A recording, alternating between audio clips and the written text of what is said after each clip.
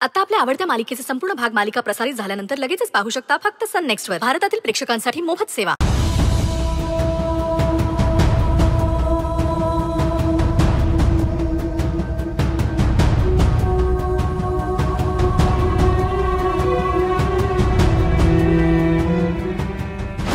मुक्ता थांब तिकडे. काका इले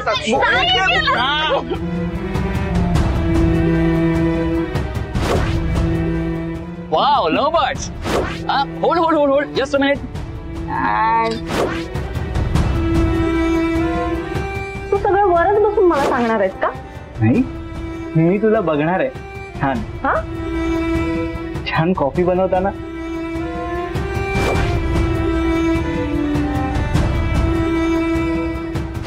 मुक्ता, हे घर माझं सासूरवाडी म्हणून मी कधीच लॉक केलंय.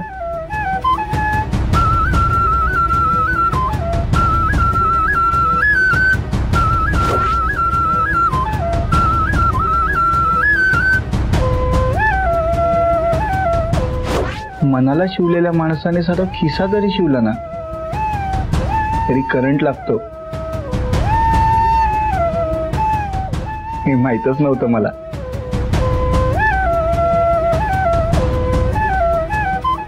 टोचेल परत.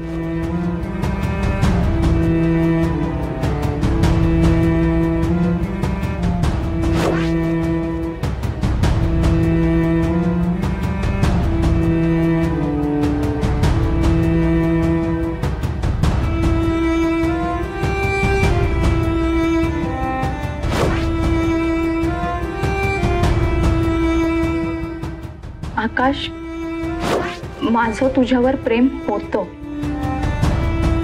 पण आता कोऱ्या पाटीप्रमाणे मी स्वतःला नवीन आयुष्यासाठी तयार करते. मला तुझ्याशी लग्न नाही करायचे.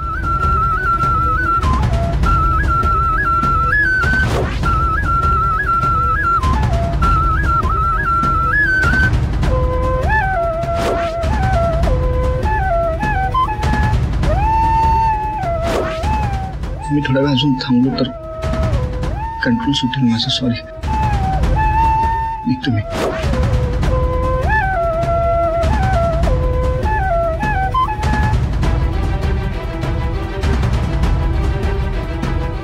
किती टाळणार आहात एकमेकांना? मनातलं ओठांवर यायला किती वेळ लागणार आहे ताई? नियतीने तुम्हाला पुन्हा एकदा एकत्र आणलंय तर असे गप्प बसू नका ना. आणि तुम्हाला नसेल बोलायचं ना तर नका बोलू, पण एकदा शांतपणे बसून तुमच्या नात्याविषयी काय काय घडलंय हे नीट आठवा.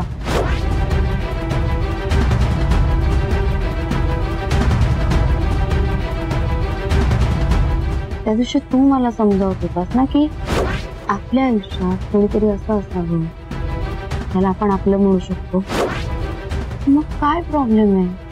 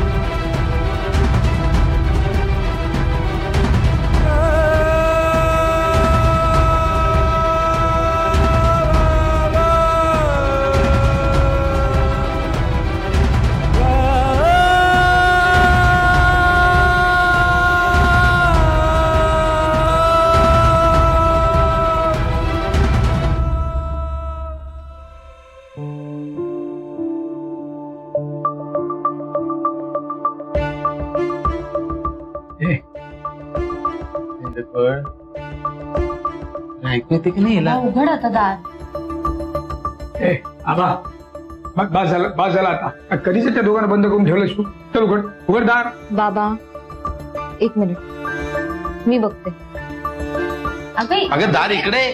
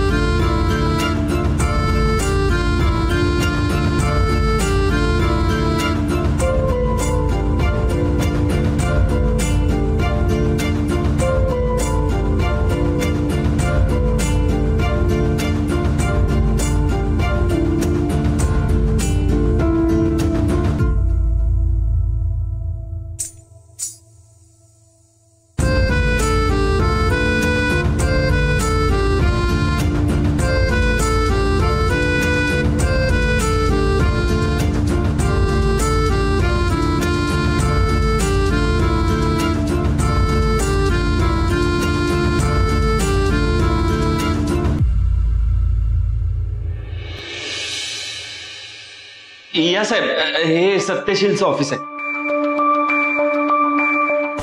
समीर दादा, अरे हे काय चाललंय? पोलीस आहे ते झडती घ्यायला आले.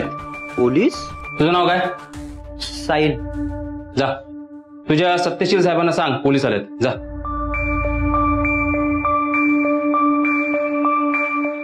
हा, गोडाऊनची व्यवस्थित झडती घ्या. कोपरा चेक करा. माने, तुम्ही केबिन व्यवस्थित चेक करा. मात्रे, तुम्ही ऑफिसची बाहेरची बाजू बघा. एक लक्षात ठेव समीर, हे सगळं इथे चाललंय याचा अर्थ तू सुटलास असं नाही होता. साहेब, आता तुम्ही झडती चालू केली ना, बघा नक्कीच काहीतरी सापडेल. सापडायला तर हवंच समीर, नाहीतर तुझं काय खरं नाही. तुझ्या बोलण्यावर विश्वास ठेवून मी माझ्या डिपार्टमेंटची माणसं इथे कामाला लावली, त्यामुळे सापडायला तर हवंच. तुला ना आमच्या डिपार्टमेंटची एक गंमत सांगतो, खास करून नार्कोटिक्स. आमच्या समोर ना सतत अट्टल गुन्हेगार येत असतात. त्यांना ना शब्दांची भाषा कळत नसते. एक हात पडला ना की पटापट सगळं बोलायला लागतात. आपण पत्र लिहिताना कसं पहिल्यांदा श्री लिहितो आणि मग पत्र लिहायला सुरुवात करतो ना, अगदी तसंच. एक श्रीमुखात भडकावली ना की सगळ्या प्रश्नांची उत्तर पटापट मिळतात. आणि तुझ्यावर ती वेळ येऊ देऊ नकोस समीर. साहेब, सर्व तपासलं पण काहीच सापडलं नाही. हो साहेब, सर्व ऑफिसची झडती घेतली पण काहीच सापडलं नाही. साहेब, गोडाऊन मध्ये नक्की सापडेल. सर, गोडाऊन मध्ये काहीच मिळालं नाही. अगदी डॉग स्पॉटला देखील काहीच मिळालं नाही. आम्ही सगळा भाजीपाला उलटा पालटा करून बघितला पण तिथे त्याच्या वासाशिवाय काहीच नव्हतं. आपल्याला हवा तो माल मिळाला नाही सर. असं कसं नाही सापडलं? तुम्ही नीट तपासलं का? मी सांगतोय साहेब, सत्यशील त्याचा माल या गोडाऊन मध्येच लपवतो. तो जर का त्याचा माल गोडाऊन मध्ये ठेवतो तर सापडला का नाही समीर? साहेब, मला वाटतंय त्याला खबर लागली असेल तुम्ही येणार म्हणून. त्यानं दुसरीकडे माल किंवा घरी घेऊन गेला असेल. आपण त्याच्या घरी जाऊया. वेडा समजतोस मला? हा, गाडीत भरलेल्या पेट्रोलचा आम्हाला हिशोब द्यावा लागत नाही असं वाटतंय तुला? अख्खा नाशिक फिरवतोस ते? सत्यशीलच्या गोडाऊन मध्ये ऑफिस मध्ये काही सापडलेलं नाहीये. आणि मी तुला सांगितलं होतं जर का असं झालं तर तुला खूप महागात पडेल. बोललो होतो की नाही? पटापट सांग, तू माल कुठे लपवलास? पटकन बोल. हो साहेब, मी खरंच सांगतोय, मी असं काही केलेलं नाहीये. सत्यशील त्याचा माल या गोडाऊन मध्येच लपवतो हे मला माहित होतं, म्हणून तर मी कबुली दिली. नाहीतर मी का कबुली देईन? साहेब, प्लीज मला यात अडकवू नका हो. हे बघा, माझा छोटा भाजीचा धंदा आहे हो. मी इतरांसारखा नाहीये, मी प्रामाणिकपणे काम करतो. खूप मेहनतीने हा बिझनेस उभा केलाय हो. मी लहान होतो तेव्हा माझे वडील वारले, तेव्हापासून मी घर एकटं सांभाळतोय. खरंच सांगतोय, मी पेपरची लाईन टाकली आहे हो. लोकांकडे मिळेल ते काम केलंय मी साहेब, पण मी असं चुकीच्या मार्गाने पैसे कधीच नाही कमवले हो. मी खरंच सांगतोय, प्लीज मला अडकवू नका यार, प्लीज. मला एक चान्स, शेवटचा एक चान्स देतो मी तुला समीर, पण या दरम्यान नाशिक सोडून कुठेच जायचं नसतो. आणि जर का तू तसं केलंस ना तर तू माझा विश्वासघात केलास असं होईल आणि मग तुला कोणीच नाही वाचवू शकणार. ठीक आहे? मी शब्द देतो साहेब, मी नाशिक सोडून कुठेच जाणार नाही. जात. थँक्यू साहेब, थँक्यू. सर अहो तुम्ही त्याला जाऊ का दिलं? मुद्दाम केलंय मी सगळं. जर का या सगळ्या प्रकरणात समीर दोषी असेल तर तो नाशिक सोडून नक्कीच पळून जाईल. तुम्ही काम करा, त्याच्यावर पाळत ठेवा. आणि जर का तो नाशिक सोडून जातानाचा प्रयत्न करताना दिसलाच तर त्याच्या मुसक्या आवरा. चला.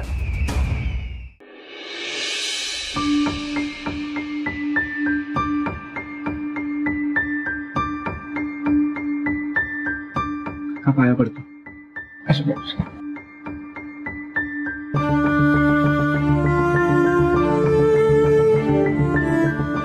काका, मी अजिबात काळजी करू नका. मी मुक्ताची सगळी जबाबदारी घेईन.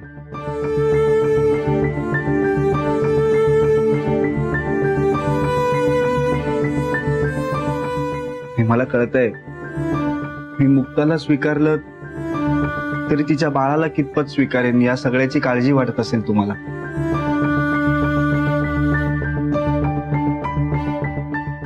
काका, मी तुम्हाला वचन देतो, मी मुक्ता इतकंच बाळालाही जीव लावेन.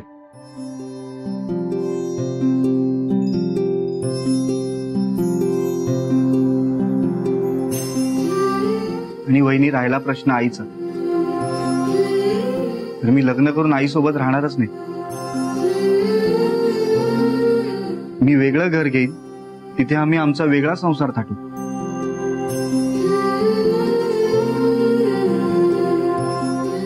मी तर म्हणतो, या सगळ्यातला आईला काही सांगायची गरजच नाहीये.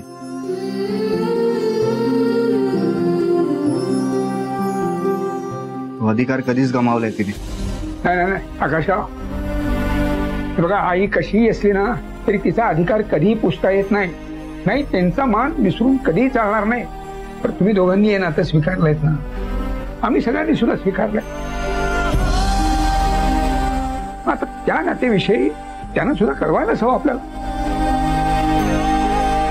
आणि लग्नासारखी गोष्ट त्यांना अंधारात ठेवून करणं मला काय माझ्या तत्वात बसत नाही. अहो बाबा, हे सगळं आशालताला कळलं तर ती होकार देणार आहे का? थैथयाट करेल नुसता, मोडता घालेल या सगळ्यामध्ये. ये वृंदा, तू जरा थांब ग. आवडते का तुझं? थांब. आकाश भाऊ, तिच्या बोलण्याचा राग नको मानवा. तिला एवढंच म्हणायचंय की तसं पण त्यांना सांगून जर त्या नकारच देणार असतील तर काय पॉइंट आहे ना त्यांना सांगण्यात. अरे राणा, प्रश्न फक्त होकाराचा किंवा नकाराचा नाहीच आहे. प्रश्न त्यांना अंधारात ठेवण्याचा आहे. काही झालं तरी ते आकाशरावांची आई आहे आणि या सगळ्याच्या बाबतीत त्यांना अंधारात ठेवून मला काहीही करायचं नाही. बस, विषय संपला. बाबा बरोबर बोलताय. आपण तुझ्या आईला आधीच सगळं सांगायला हवं.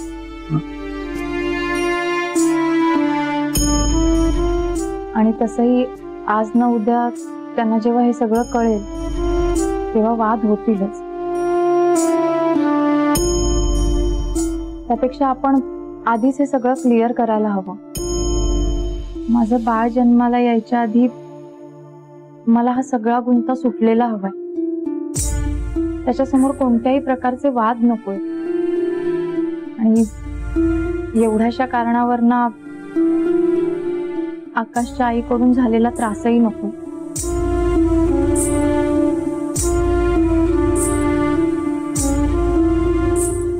आणि बाळ जन्माला आल्यानंतर त्याच्यासमोर या नात्याविषयी कोणतेही प्रश्न मला नकोय.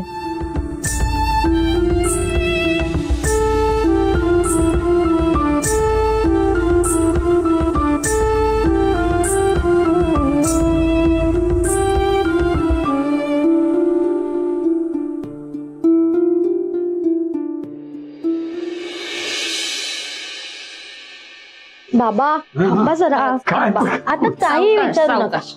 सावकाश. काय आज काय वाढदिवस नाही कोणाचा, काही नाही. कसलं सरप्राईज देताय मला तुम्ही? कळेल इकडे या. तुमच्या डाव्या बाजूला असे हळू. आता डोळे अजिबात उघडायचे नाहीयेत आम्ही सांगेपर्यंत. बर उघडू नका. नाही उघडेल ग. देवा काय चाललंय या पोरींच कळत नाही मला. उघडू का? आता उघडा. उघडू.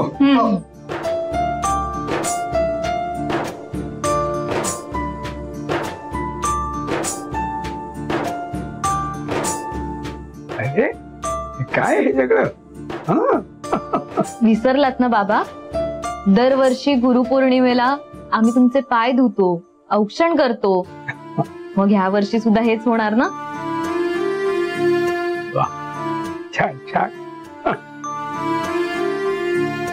गुरु ब्रह्मा गुरु विष्णू गुरुदेवो महेश्वरा गुरु साक्षात परब्रह्म तस्मै श्री गुरुवे नमः. छान. बाबा बसा. हो बसा. वाडकर मास्तर. अरे अनूप ना.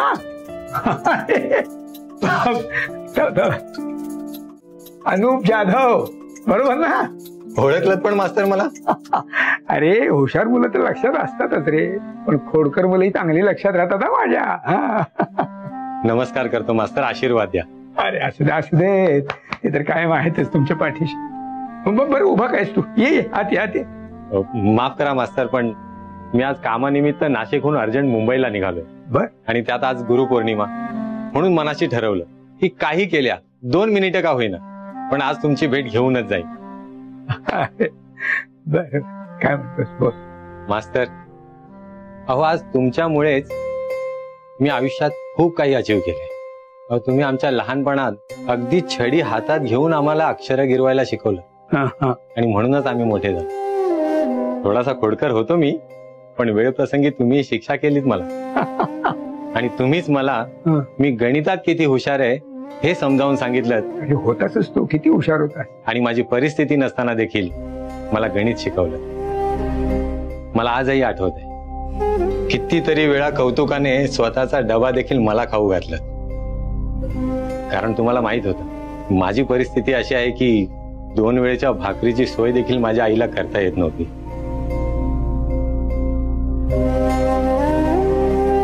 पण मास्तर आज मी मुंबईत सीए म्हणून नावारूपाला आलोय. हो. अरे वा वा वा. आणि इतकंच नव्हे तर माझ्या एका संस्थेमार्फत एका अनाथ आश्रमाला रोज 2 वेळेचं जेवणही पोहोचवतोय. आणि हे फक्त आणि फक्त तुमच्या संस्कारांमुळे शक्य झालंय मास्तर. अरे असू दे. वा अनूप, आज खरंच मला तुझा खूप खूप अभिमान वाटतोय बाळा. म्हणजे आज खऱ्या अर्थाने मोठा झाला आहेस तू. अभिमान वाटतोय ना? होय. मग एक विनंती होतीस. काय रे बा? आज गुरुपौर्णिमा म्हणून तुमच्यासाठी हे छोटंसं गिफ्ट आणलं होतं.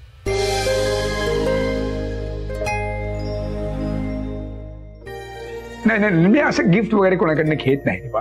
खरंच नाही घेत. मास्तर प्लीज. अहो, गुरुदक्षिणा म्हणून का होईना, पण एकदा हे गिफ्ट खोलून तरी बघा. हवं तर मी खोलून दाखवतो. बघा ना, तुम्हाला नक्की आवडेल. अरे बापरे. अरे नाही रे बा, हे एवढं महागडे गिफ्ट मी नाही घेऊ शकत रे. खरंच नको. तुमच्यामुळे आजपर्यंत जे काही कमावलंय ना मास्तर, त्यासमोर हे काहीच नाहीये. प्लीज मास्तर, याचा स्वीकार करा. आणि गुरुपौर्णिमेचा एक आशीर्वाद द्या. अरे अशीच खूप मोठी मोठी कामं तुझ्याकडनं होत. बरं मी आता निघतो. पुन्हा नक्की येईन तुमच्यासोबत निवांत गप्पा मारायला. अरे ये या घराचे दरवाजे तुझ्यासाठी काय उघडे आहेत. धन्यवाद सर, येतो. या.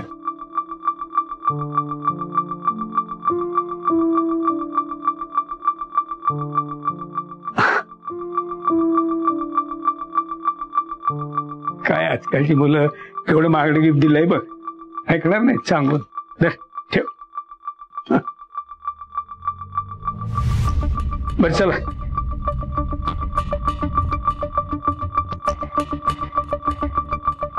या या या.